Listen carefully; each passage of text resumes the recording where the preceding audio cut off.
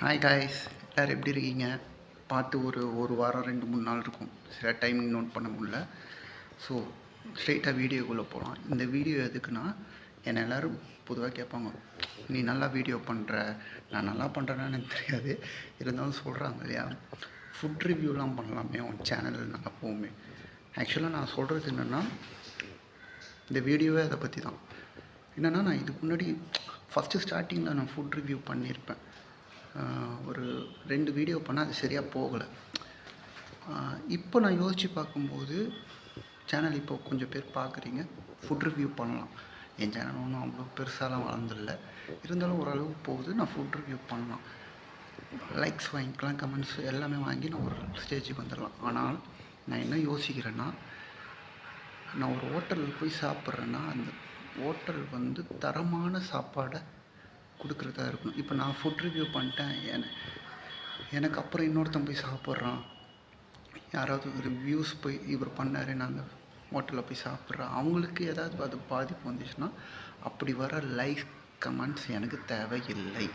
அதை நான் ஸ்ட்ராங்காக முடிவு பண்ணேன். ஆனால் நான் ஃப்யூச்சரில் ஃபுட் ரிவ்யூ பண்ணலான்னு இருக்கேன், ஐடியாவில் இருக்கேன்.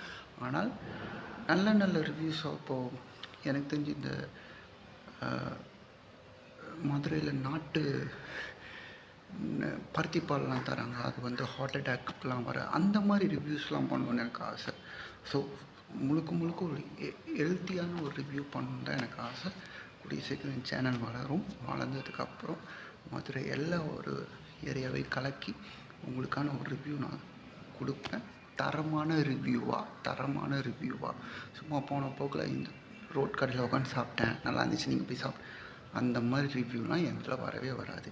இப்போதைக்கு நான் கான்சன்ட்ரேட் பண்ணுறது என் சேனலை ஒரு நல்ல தரத்துக்கு நான் எடுத்துகிட்டு போகணும். அதுக்கு உங்களுடைய சப்போர்ட் எனக்கு வேணும் கைஸ். இதில் வந்து மூவிஸ் ரிவ்யூஸ் நான் பண்ணுறேன், லொக்கேஷன் நேச்சுரல் சீன்ஸ் நான் இது பண்ணுறேன், எல்லாமே பண்ணிக்கிட்டுருக்கேன். உங்கள் ஆதரவோடு இந்த சேனலை இன்னும் வளர்த்து விடுங்க.